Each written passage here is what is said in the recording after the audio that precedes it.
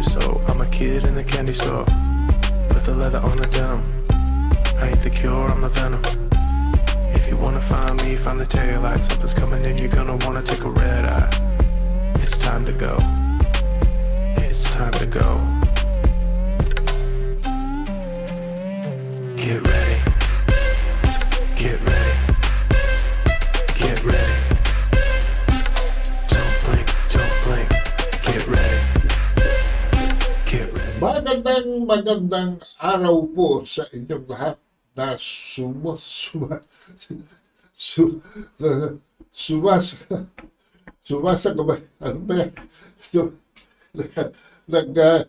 nanonood sa atin.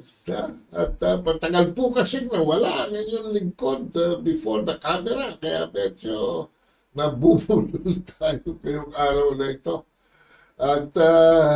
At manigong bagong taon daw yan, no? Bago ang piyesta ng Nazareno at ang Santo Niño, of course. And kung Hefachoy, ang Chinese New Year. Ayan mga kabansa. So, welcome to ang Maestro. At ngayon po, 201 na tayo. Tayo ay nagkaroon ng 27 episodes noong first year natin. So from 101 to 127. Pero ngayon, second year, kaya sisimulan natin sa 201. At ang title po ng ating episode ngayon ay Beware of Truth Decay. Beware of Truth Decay. Ayan. At sa salitang makabansta, maging mapanuri, hindi mapanira. Kasi bagong taon pa lamang po, sinasalubong na tayo ng mga propaganda. At mga kung ano-anong mga claims ng mga taong may mga intereses o mga partidong may mga gustong palabasin. At ang una-una po natin na ilalatag na yung araw na ito ay itong si National Security Advisor Secretary Eduardo Año. Ayan. Dahil tuwa po siya sa survey ng Okta, no? Ng Okta Research, kung saan ang latest poll, ayan, released December 28, mga kabansa, reported that 58% daw ang nag-agree sa mga administration policies ng ating Pangulo at programa para i-address ang mga territorial disputes between the Philippines and China. Ito pong si Ed Año, who has been belligerent against China, unfriendly, belligerent, of course, was ecstatic over the Okta poll. At sabi niya, quote, "The support of the Filipino people and the public can be assured that the National Security Council will always advance national interests and protect our sovereignty and territorial integrity at all times." Pero, mga kabansa, maaari ba nating suriin kung ano ang pinanggagalingan ng kanyang sapantaha? Ito po ang table ng Okta Research. Ang unang tanong kagad na sumalubong sa akin dito, bakit ngayon lamang December 11, 2022 ito ni-release? Samantalang ito ay tapos na mula pa noong September 30 hanggang October 4, 2023. May papakita ko sa inyo survey mamaya, Pulse Asia. September din naganap pero halos wala pang October ay nakalabas na. Siguro, may mga nangyayari dito at dito makikita nyo sa table na ito. Strongly agree, 10%. Somewhat agree, 58%. So, yung 58% na ibinabandera niya, mga kabansa, sa ating harapan, ay hindi na pala conclusive. No? Hindi pala ito conclusive. Dahil 10% lang talaga ang kumpirmado, mga kabansa, no? Na strongly agree. At 48 yung medyo agree. O, ayan. At ang isang napansin dito, lalo na ni Ambassador Rigoberto Tiglao, na number 1 columnist natin ngayon, tinatalagang the Dean of Philippine Journalism nowadays, ay kung bakit sa Region 2 ay 98% cannot say kung sila ay agree or disagree. Ha? At sa Region 1, 55%. So, ang mga figures po, mga numbers dito naglalaro. At mukhang hindi ito reliable. Ganong 1,200 respondents lamang. Ay, ang daming questionable. Tingnan niyo yung Region 2. Ayun, na Region 2. Strongly agree, 0. Somewhat agree, 2. Somewhat disagree, 0. Some strongly disagree, 0. Pero yung walang opinion, 98. Bakit? Ito po ay inanalyze ni Ginoong Tiglao. At alam niyo, pagka kayo naharap sa isang survey na ganito, pinaka-importante ay maintindihan ninyo kung ang survey na ito o poll, kung tawagin, is legitimate or mere propaganda operation. Whether the poll questions, depende po kasi sa tanong ang sagot, di po ba? Kung ang mga tanong ay nakadisenyo para humugot lamang ng mga responde na yung peking nagsasurvey, yun ang gusto niya makuha ang responde. Yung kung ano yung gusto niya makuha ang responde, hindi yung kung ano yung talagang sinasabi ng mga tao at hinuhugot mo from the people themselves. At yung kung ano yung gusto niyang represent as the people's views. A prime criterion for a legitimate poll, therefore, is that the respondents, mga kabansa, kailangan mga tinatanong ay may kaunting nalalaman man lang, some knowledge of the issue na kung saan patungkol siya ay tinatanong. Ang tanong ng OCTA sa mga respondents to comment on the South China Sea issues, mga kabansa, napaka-complicated po nitong issue ng South China Sea. Karamihan ng Pilipino, miski na siguro yung mga intellectual na elite, are not really familiar with. Dahil alam niyo naman, halos araw-araw nagbabago ang tema diyan sa South China Sea. Subukan po ninyo, mga kabansa. Tanungin nyo ang inyong driver o domestic help o di kayo yung sorbetero. Tanong mo sa kanya, pare, alam mo ba kung nasaan ang Spratly Islands?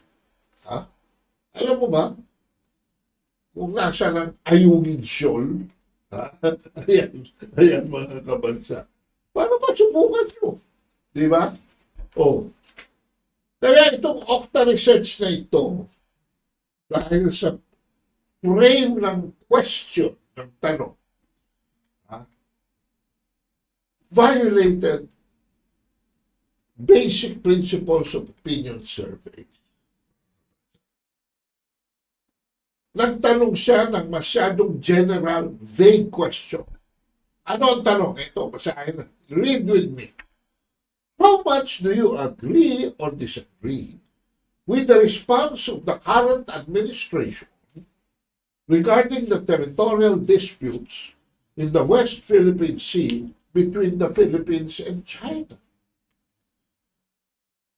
So, paano ka makaka-agree or disagree kung hindi mo alam kung ano yung responde ng administrasyon? Di ba? Anong responde?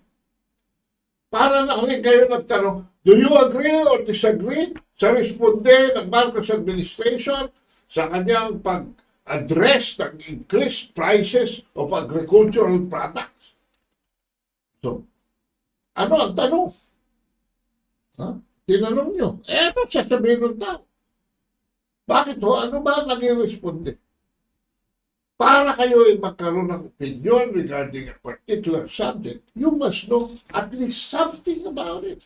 Pero kung ganito ang tanong na napaka malabo, mga kabansa. Kaya doon sa region na pinakita ko sa inyo, 0-0, 0-0, walang opinion, 98%. Oh. So, pagka may nagtatanong, ang response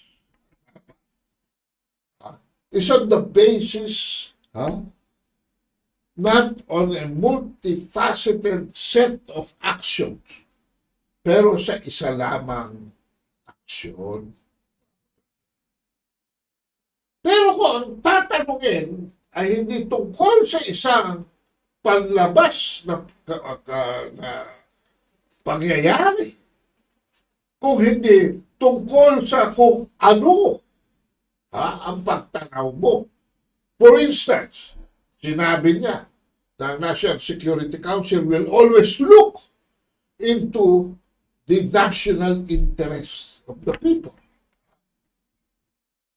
Ano ang tamang tanong? Ang tamang tanong ay, sa ngayon, ano ba ang pinaka-importanteng mga pinag-uukulan mo ng panahon or concern? Wala sasabi mo agad kasi ikaw ang tinatanong ko ano. Di ba? Kaya po, ang sagot dito sa Pulse Asia Survey naman na September 10 to 14 na nirelease agad-agad. Less na naman, nirelease na. Ang pinakamataas pong concern ng Pilipino na ngayon ay controlling inflation, increasing the pay of workers, creating more jobs, reducing the poverty of many Filipinos. And the percentages of people who answered is from a very high of 74 to 25. Diyan sa economic, in other words, mga kabansa, ekonomiya ang prioridad na kinukonsidera ngayon ng karamihang Pilipino. Ano ang meron pa?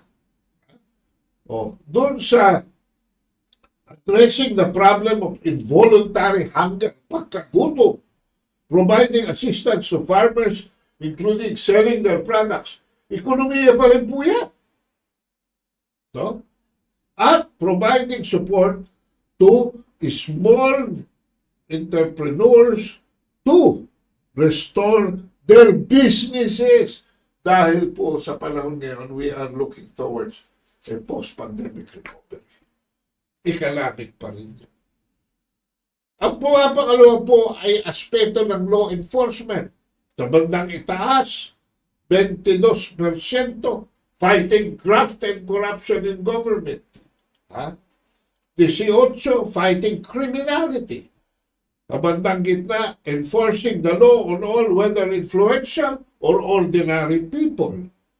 Ha? And then, yung promoting peace and order in the country, stopping the destruction and abuse of our environment, mga law enforcement issues po yan, mga kabansa. Ha? Pero ang aspeto ng soberanya at territorial integrity na pinangalandakan ni Eduardo Anyo ay 7% lamang.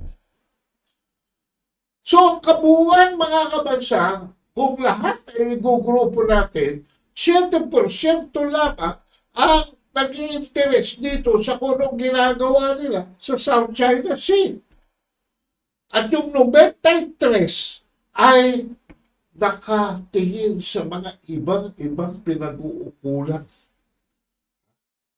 Kaya nga sabi ni Celito Habito, former economic secretary natin, one gets the sinking feeling, sabi niya, that we're doing everything wrong at the worst of times. Dahil klaro-klaro, na ang most urgent national concern ng Pilipino ay ekonomiya at law enforcement. Pero ang gobyerno natin ay nakatanaw sa malayo. Internal ang pananaw ng karamihang Pilipino. Pero ang ating gobyerno nakatanaw sa labas. 7%. Kaya ang tawag ko dito sa administrasyong ito is the 7% presidency.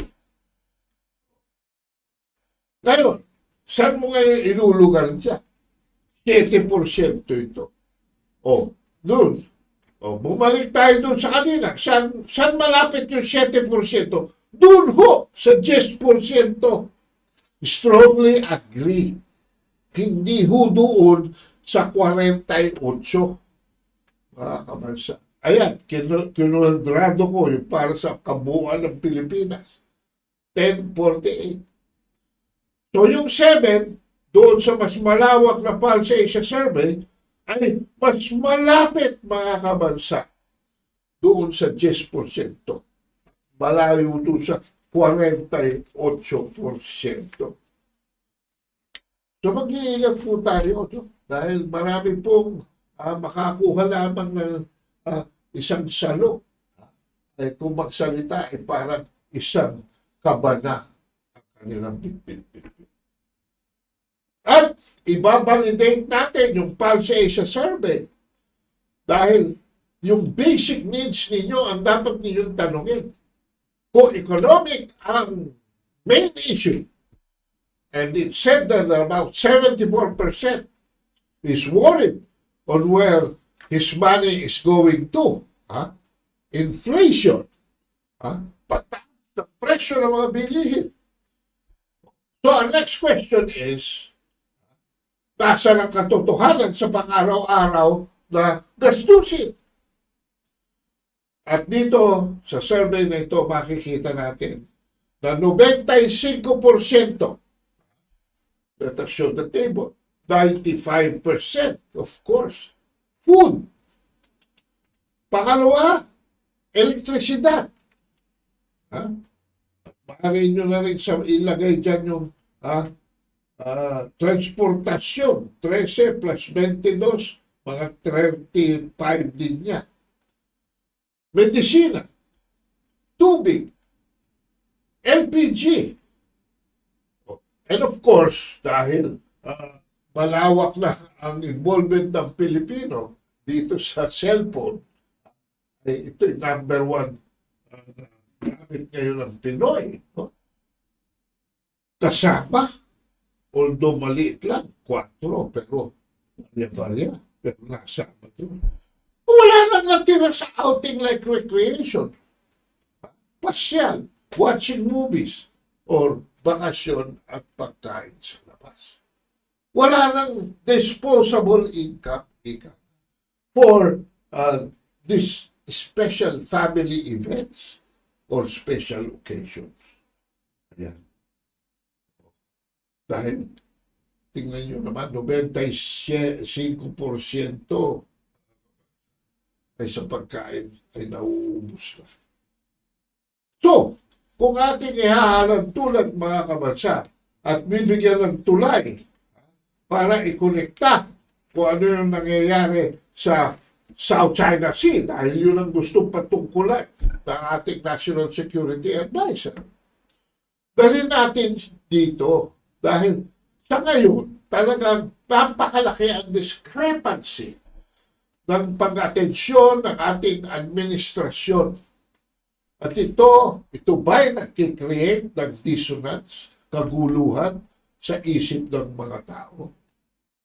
So, pumunta tayo ngayon sa isang Eurasia Group Foundation na gumawa ng survey naman tungkol sa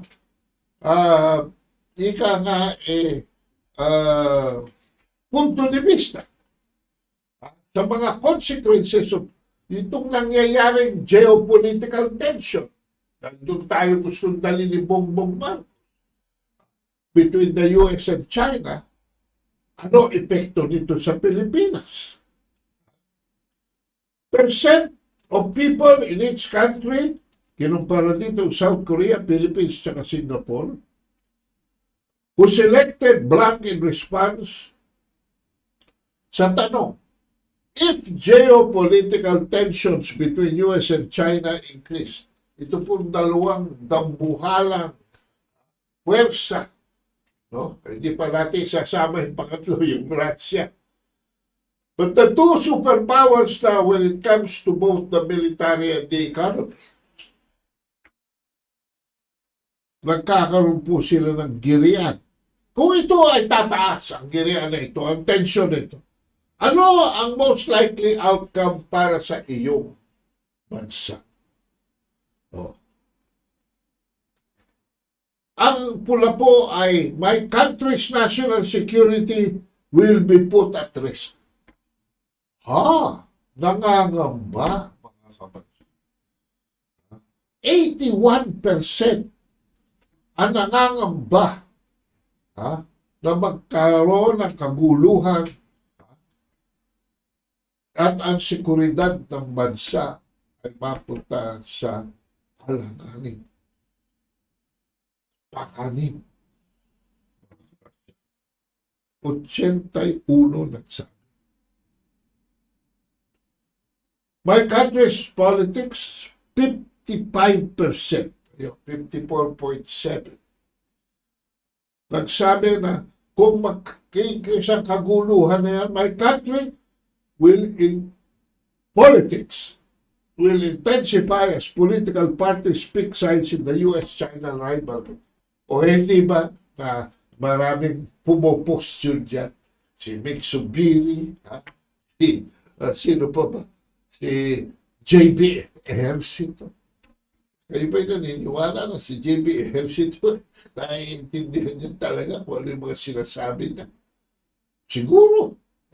Pero, ang sabi dito, magiging matabil ng mga politiko pagka nagkaroon ng increased tension between China and the US.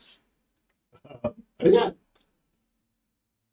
Pero kakaunti lamang ang nagsasabi na yung tension na yan will be improved by security guarantees. Walang tiwala ang mga tao na pagka nagkaroon naging mapakanin na yan, ay madaling malulutas.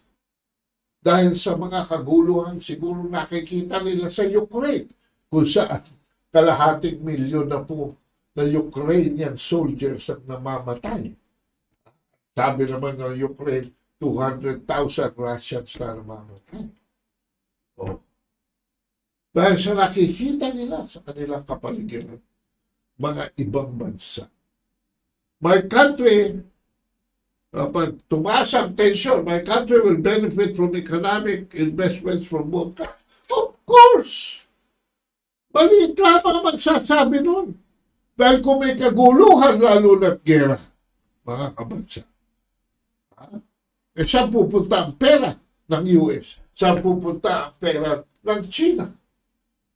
Imbis na sa pamamalakaya, imbis na sa pag-aangkat, palabas at papasok ng bansa nila, ng mga kung ano-ano, mga pwede lang bilhin sa Pilipinas,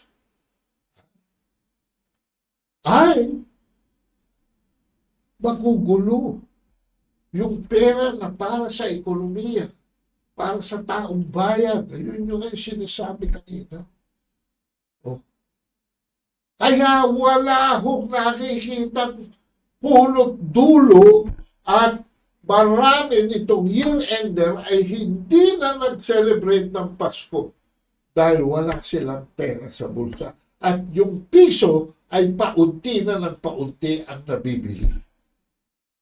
Bakit? Dahil ang atensyon po, ayun, ang punto de vista po ng gobyerno natin ay nasa mga panlabas at wala sa atin. So nasaan ang sinasabi mo na patutungkulan ng iyong opisina ang national interest?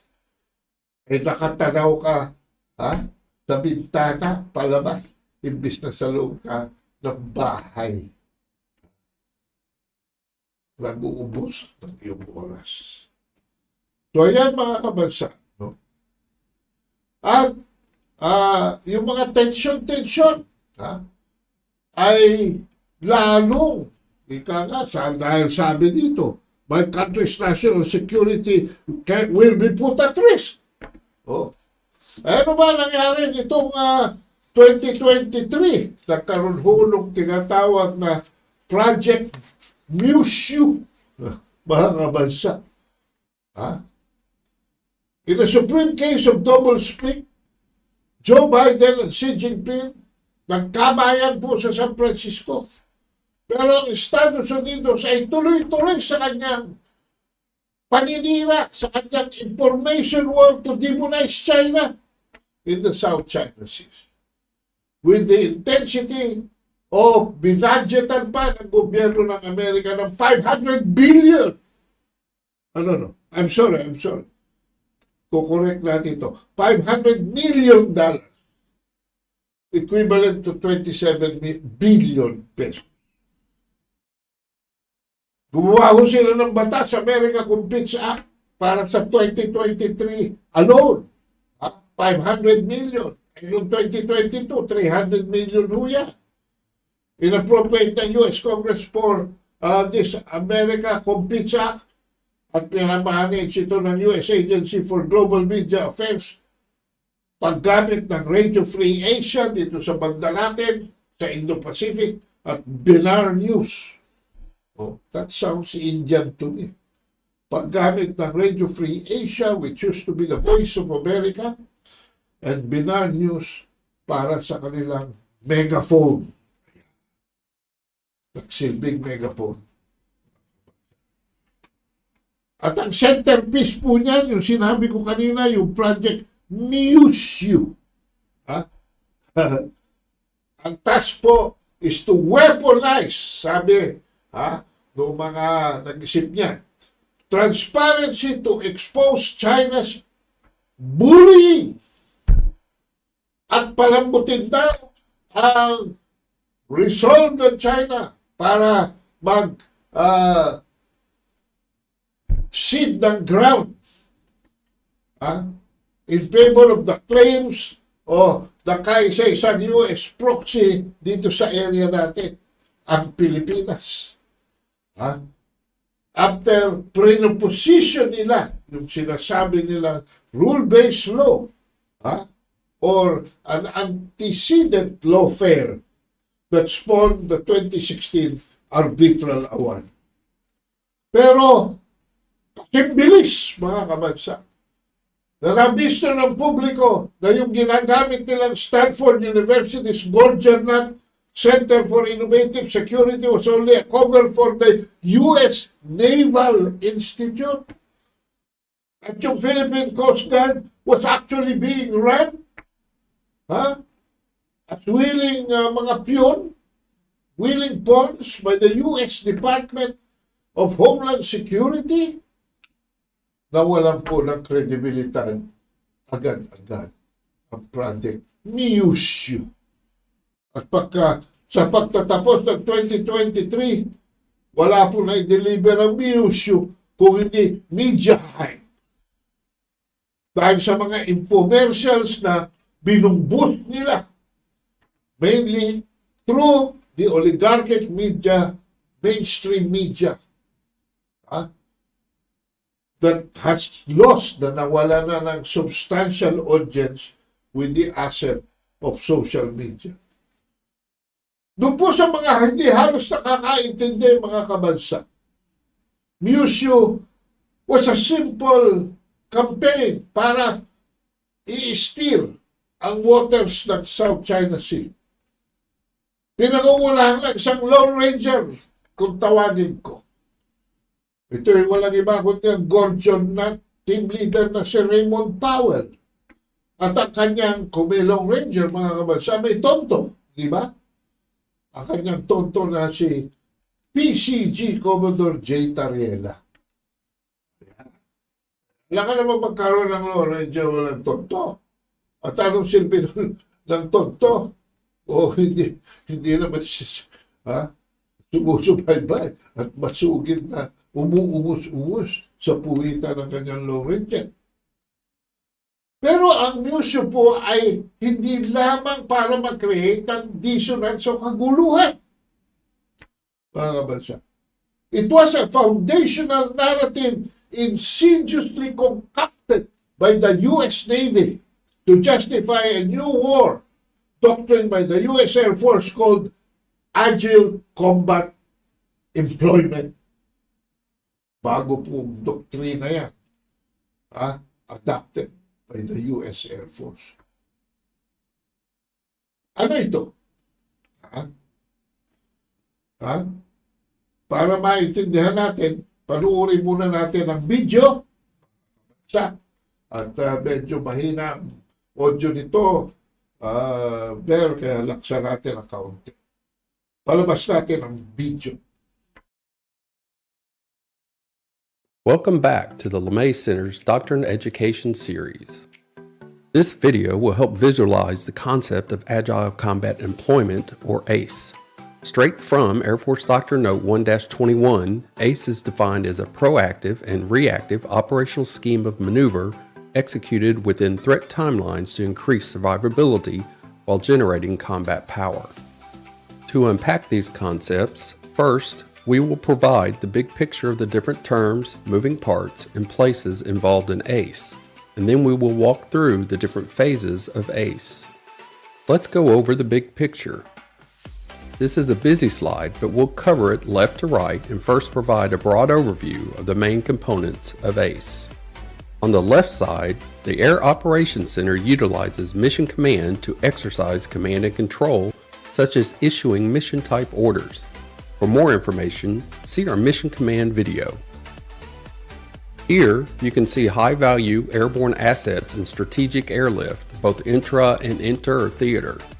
Logistics serves a critical role in executing ACE. Strike aircraft also flow from home station to forward enduring locations or main operating bases. As we go right, you have the top and bottom main operating bases functioning as air expeditionary wings. In ACE, we must remember that all bases are fighting positions, not sanctuaries.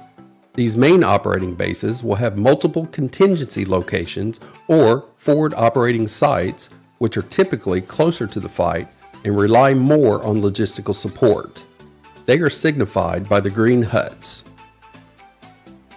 Depending on the operational situation, forces will flow back and forth from main and forward sites, relying on airlift and logistical flows. In a perfect scenario, all of these are covered by air and missile defense, typically provided by the Army. It's important to note that ACE is a joint effort and is inherently part of joint all-domain operations. All the services have supporting and supported roles in ACE. All the way on the right is the adversary's territory, which is where the bulk of the threats are located. That is the overall picture of a battle space. Now that we have the big picture, let's step through the phases of ACE. As mentioned, ACE refers to a scheme of maneuver, so let's break down what this entails. Phase 1 involves setting the theater. We call this posture, and it is tied to all other elements of ACE as the starting point. We do this well ahead of need, ideally during the competition phase. It involves pre-positioning war reserve material. Forward operating sites are identified and ready to be sustained through agreements with host nations. In Phase 2, some kind of political or security trigger compels us to maneuver our forces from home station and from our enduring locations to disperse to our contingency locations or forward operating sites. Again, this is proactive and serves to both deter our adversary and assure our allies and partners. As our scenario progresses into armed conflict, certain threats have triggered us into reactive ACE in Phase 3. In order to survive and then regenerate, we disperse from our contingency or enduring locations that are under attack. The goal of ACE is to complicate the adversary's targeting solution and at the same time, in the next phase, mass forces from the dispersed locations to take the fight to our adversary. This is intended to be effective, not necessarily efficient, and will require innovative logistics to meet operational needs and boost our resilience. Finally, the last phase involves recovery and sustainment. This involves fixing airfields rapidly and maintaining and fixing our aircraft, whether they're Code 1 or battle damaged. And we continue taking the fight to our adversary by generating combat air power to fly, fight, and win. This is an all-hands fight, and every phase relies on the skills, expertise, and innovation of multi-capable airmen.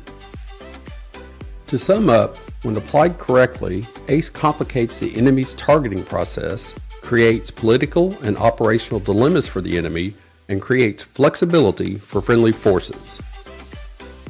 Thanks for watching.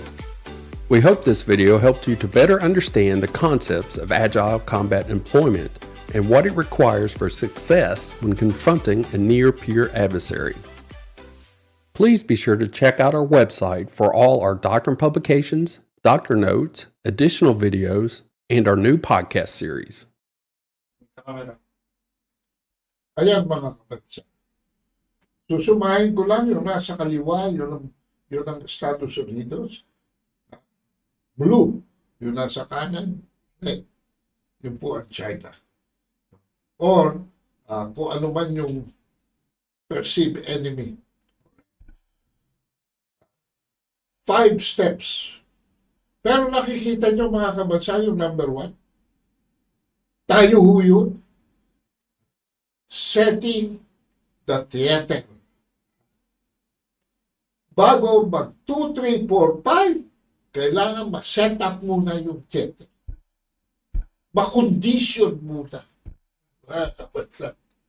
Magkaroon muna ng kondisyon para yung DOS mag-activate, yung preparation sa home base, nag-set up na ang theater, at pag-deploy in preparation for amassing, number 3 and 4, and then finally, mayroong replenishment. Alright. Bakit ito ganito? Kasi with the air bases in the Pacific under potential threat from high-tech mga kabansa, Chinese Dongfeng missiles. One obvious defense of the United States is dispersal. Binibigyan nila ng puwang para magkaroon ng hindi siyerto ang China kung saan manggagaling ang threat. Because maraming bases. And this will explain why the US has 800 military bases around the world. May mga lugar tulad ng China, hindi na makakalapit ang kanilang Nimitz class na Carl Vinson aircraft carrier. Gawa nung World War II, yan po ang gera ng mga aircraft carrier. Hindi na makakalapit yung Ronald Reagan. Hindi na makakalapit ang iba pa. Alam nyo naman, 7 ang fleet na with the center, naka-arm center sa aircraft carrier pagdating sa US. Pero hindi na kung ganyan ang gera ngayon. So rather than concentrating aircraft and supplies to a few remote and central locations, the new strategy is to spread them out among multiple airfields to make it harder and more costly for the enemy to target them all. Hindi malalaman. O ano ba nangyari sa atin? Mula sa 5 base militar ng US EDCA bases, dinagdagan pa ng 4 at ito ay inilapit pa sa China. Yung isa sa Palawan at yung 3 doon sa Northern Luzon. Yung sa Palawan nakaharap sa South China Sea, yung 3 nakaharap sa bandang Taiwan. Hence, the US Air Force is keen on its ACE concept in which aircraft, notably yung kanilang mga F-22 at saka F-35, kaya nakita nyo ang unang ginagawa dito sa mga EDCA sites, airfields, landing sites. Hindi na kailangan maghanap pa ng aircraft carrier, kundi marami siyang option kung kailangan man maka-take off or landing in 9 different EDCA bases. These EDCA bases are now serving as virtually aircraft carriers. So, yan po mga kabansa. Ang closest na hub ay of course yung Andersen Air Force Base sa Guam. Doon po. Pero alam niyo mga kabansa, that is about 2,500 to 3,000 kilometers from China. Pero ang Dongfeng missile technology po kasi ay masyadong advanced na sa China.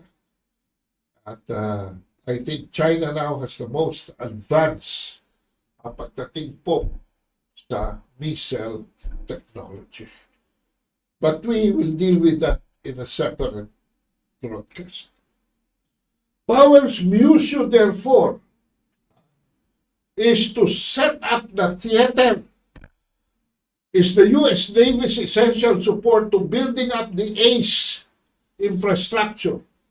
At kailangan, kaya sila nagmamadali, bakit sa April 28, 2024 po, itong taon na ito, mag-expire ang U.S. Enhanced Defense Cooperation Agency. Kaya dapat sila ay nakalugar na para masakal na nila ang Pilipinas. Wala na tayong choice kung hindi i-renew yan to another 10 years. Kasi kung hindi mangyayari yan, mga kabansa, even the mutual defense treaty that we have with the United States will be put under threat. Pero itong MUSU that is supposed to set up the theater miserably failed. Dahil ito po ay isang kung tinatawag sa English na old hat. And the only inspired moment delivered was not from a Chinese board game of Go. Sinabi nila na galing daw doon sa parang chess, checkers game na Chinese. Pero sa mga decibel showing real-time, pinakita yung mga posisyones, mga aksyon, mga movements sa South China Sea ng mga Chinese assets, mga kabansa, spy plane intelligence na galing sa US Navy. Na naka-excite ng military community natin. Pero mga kabansa, at sabi ko nga kanina, ang atensyon ng taong bayan ay wala dyan sa mga panlabas na yan. Kung hindi, nandun sa kanilang sikmura, sa kanilang mga needs. Kung paano nila may stretch pa yung 1,000 piso para maraming mabili. At ang mga witnesses po ay ganito. Ang unang tanong, kung ang predominant question ay protecting our sovereignty, mga kabansa, bakit foreigner ang nagkokontrol ng theater? Ha? Bakit foreigner? Akala ko nga, for our sovereignty ito. So obviously, it's not for our sovereignty. Ha? Eh, inuunahan ko na ang senaryo. Ginagamit tayo ng Estados Unidos. Pinaniniwala tayo that this is for our own good. Pero napakalayo nito sa ating bituka. So bakit foreigner ang nagko-call ng foundational issues? Ha? Pangalawa, bakit nag-designate? Ayun. Ha? Ng tatlong itlog dito. Ha? A spokesman for the National Task Force of West Philippine Sea. Unang-una, ito sa kaliwa si Tariana, a dropout from the Philippine Military Academy for cheating in an exam and violating the institution's code of honor. Paano naging spokesman? Sino ba naniniwala dyan? Tapos itong nasa gitna, si Jonathan Malaya, an assistant of the National Security Advisor who has no clue as to what foreign relation is concerned. Pero appear sa TV, pa-interview ng pa-interview. Sarili niyang interpretasyon ang binibigay niya at kalimitan ay taliwas kung anong lumalabas sa video. At huli, yung dulo na nakatingin sa malayo, ha? Isang AFP colonel who cannot speak outside of talking points. So ano lang nakaprepare? Out of rote memory. Cannot answer spontaneous questions. Pangatlo,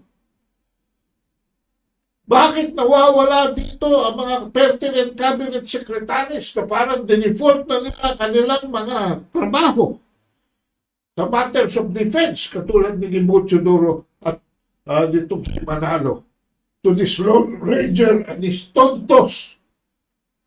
And further, to an echo mechanism comprising of retired associate justice and fake experts. Ayan ang mga, sa kaliwa ho, si Manhit ng Albert de Rosario Institute. Si former associate justice Antonio Carpio. Ito hong si Renato Castro, na kunwari ay representing the Academe from Lasal. Ito si J. Batumbaka ng UP Institute of Maritime Laws of the Seas. At itong joker na Iranian, half Iranian na si Richard Haydarian. Na mga tauhan ng isang former foreign secretary at ginagamit na itong mga ito since 12 years ago. So naririnig ng tao at nakakakukuha nilang message is 12 years old. At ang pinaka-ultimatum dito, bakit naman pinabayaan ng ating Pangulo ang kanyang powers as chief architect of our foreign policy by tolerating all of this in the left sa kanilang mga improvisasyon by wannabes. Itong mga wannabes na nagsusurround sa kanya. Lahat naman ang pinagsasasat sa media ay napakadaling buwagin. So, mga kabansa, yan kung bakit lumagapak ang museum. So, anong nangyari? Joint patrols naman daw. Okay. Pero, alam ninyo, maaaring hindi tayo galawin ng China, but nothing stops the Chinese from challenging American, Japanese, and Australian and any non-ASEAN aircraft and ships straying outside of the territorial sea. After all, kinonsider ni Gibucho Duro that they had converted certain features of boats practiced in the paracels into artificial islands with intricate military facilities. Besides, hindi pwedeng pumaporma dyan yung mga hindi naman taga rito. Because international law only allows innocent passage pagka hindi ka coastal state dito sa South China Sea. So the plan was, katulad nito, 3 Philippine Navy ships, i-play natin yung video sa summarize ko na lamang. I-play natin yung video kung ano nangyari dito sa kanilang military cooperative activity. Let's play the video. A Philippine Navy patrol ship encountered a Chinese frigate off Occidental Mindoro during a joint maritime exercise between the Philippines and the United States on Wednesday, January 3. The inquirer was among the media organizations invited by the Armed Forces of the Philippines as observers of the joint exercise. As Philippine Navy patrol ship BRP Gregorio del Pilar approached a meeting point for the Philippine and U.S. ships off Cabra Island in Occidental Mindoro, it encountered a Jiangkai-class Chinese frigate. The Del Pilar and Chinese Navy warship engaged in conversations through radio message, with Del Pilar sending a message first after confirming that the tiny blip on its radar was a foreign vessel. The Chinese vessel replied, saying that they are conducting lawful activities in their territorial seas, to which the Philippine ship answered that the Chinese warship 570 is within the Philippines' exclusive economic zone, and warning them that their actions might affect the Philippine-Chinese relations and will be reported to concerned authorities. The exchange ended when Chinese warship 570 no longer responded. However, shortly before 8 a.m., the Chinese frigate appeared in the vicinity with a backup, bringing the Chinese Luoyang-class destroyer 174. The three-way encounter marked day 1 of the maritime cooperative activity between the Philippines and the U.S., as the two countries stepped up cooperation in the face of Chinese assertiveness in the South China Sea. The maritime activity was supposed to last for 3 days, but it was shortened to 2. According to Western Command Chief Vice Admiral Alberto Carlos, the presence of Chinese ships shadowing Philippine and U.S. vessels did not interfere with exercises. The U.S. side asked for a 24-hour delay on Tuesday, January 2, due to operational requirements. Moreover, U.S. Navy destroyer USS Terret, one of the escort ships of the nuclear-powered aircraft carrier USS Carl Vinson, was the only American ship to arrive for the exercises. 2 other U.S. warships and the USS Carl Vinson were expected to join but did not show up due to operational necessity. Nonetheless, Carlos said that the maritime activity between the Philippines and the U.S. is still a good training opportunity for both forces. Alam niyo mga kabansa, ang nakakatakot dito, hindi ba naiintindihan itong mga Western linear minds na ito? That joint patrol with foreign military assets is such a bad provocation na baka ito ay mag-cause ng creation by the People's Liberation Army of China of an air and naval defense identification zone, or what you call ADIZ, sa kabuuan ng South China Sea when provoked further. Ito ay isang development that even the United States and its allies will not wish to happen dahil baka magsara na talaga sa China Sea. But anyway, mga kabansa, let us read some of the comments na lumabas ngayon. Donald Brillo, watching po. Daniel. Denial. Hello, Gerardo. I and my wife are watching you from Toronto, Canada. We appreciate your wisdom, more power. How can we order all your books and ship to Canada? We'll find a way. Okay. Pasa nyo ho dito ang inyong address, no? At telephone number para ma-coordinate natin if we can find a way. Nixon Hitchhiker, bilateral negotiations. And don't include America. They have no say to the dispute. Welcome to live chat. Freud de Silva, Table Survey Commission.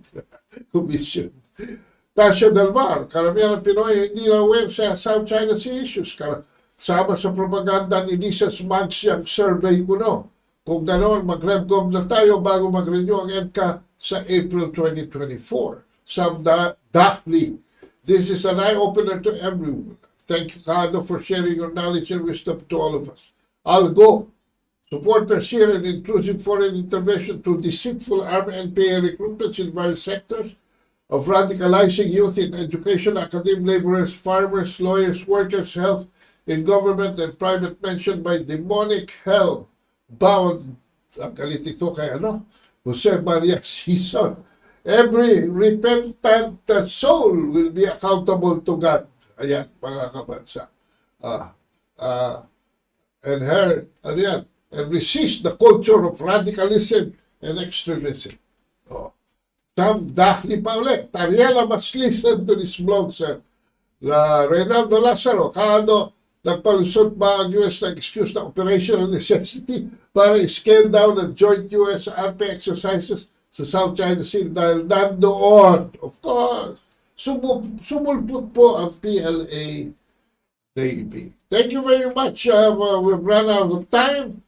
And ibabalik ko lang po itong sale ng aking na-extend ng ating mga sponsors sa Valentine. Just text 0917-336-4366. Medyo may konti pong adjustment sa prices kasi nag-adjust din ng promo ang ating courier. Ano po? So, text na lang po ninyo ako dito sa ating libro 0917-336-4366. At para naman po sa ating pamamaalam, ay balikan natin ang tawag ni Presidente Marcos for a paradigm shift. Kasi, flabbergasted na itong si Raymond Powell at sabi nga the Philippines and US are going to have to start having some very direct conversations about what constitutes armed attack on a public vessel.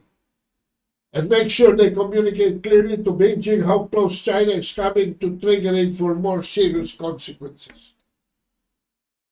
Frankly, Raymond, I think that should be addressed to what you're doing. Dahil China has a red line. Okay? They won't budge. They consider this their territory. So unless you have a better idea of cooperation, and you admonish your Philippine pawns, kung sino man nauuto nyo sa gobyerno at sa militar ng Pilipinas. Sabi nga ni Herman Chu Laurel, President ng Asian Century Philippines, any conversation about the South China Sea issues must be between China and the Philippines. The U.S. is not part of UNCLOS and should have no role. Powell's Mushu project and its assertive transparency strategy has clearly hit the blank wall, sabi ni Laurel. And together with Filipino operatives are at a loss over the next phase. Kaya nga naghahanap si Presidente Marcos ng shifted paradigm. At ang dapat na involve lang dito, according to Laurel, is independent Philippines and ASEAN do not welcome U.S. interference and will resolve their minor differences through dialogue with China and each other towards a win-win solution. O yan, mga kabansa. Pero ang report na nakuha ko ay mukhang tinapo na ng U.S. Navy ito si Powell under the bus and his ill-fated project Mushu. Dahil may mga bago ng pangalan, mga kabansa, ang US military na appearing, at yung pa rin, Pilipinas pa rin ang ginipig, isang siguro another experiment kung ito ang pipiliin ni Presidente Marcos, that the US Naval Institute or the US Air Force has concocted in advance. But that is for our topic next week. Ngayon po, ating tatapusin ang ating programa with two quotations from my favorite author, George Orwell. Ang una, if liberty means anything at all, it means the right to tell people what they do not want to hear. Ay isang karapatan na sabihin sa mga tao, lalo-lalo na yung mga ayaw nilang marinig. Dahil sabi niya, this applies to us in the Philippines right now, kung saan nag-uulanan ng propaganda ng Estados Unidos at katumbas na propaganda ng China. Beware of truth decay. Maging mapanuri, hindi mapanira. Yan po ang topic natin ngayon. Why? Because sabi nga ni George Orwell, in time of deceit, telling the truth is a revolutionary act. In time of deceit, telling the truth is a revolutionary act. As usual, ito po yung lingkod Paglinawan, ang Maestro. Nagpapaalam habang binabati kayo ng isang manigong bagong taon. For now, at we will expect you next week dahil putol po tayo ngayon. Mahaba po ito. Sa print, 5 parts po ito. Dito sa video, ginawa ko lamang 2 parts. So the second part ay sa 201, 202 next week. We will expect you. Maraming salamat po. Get ready. Get ready.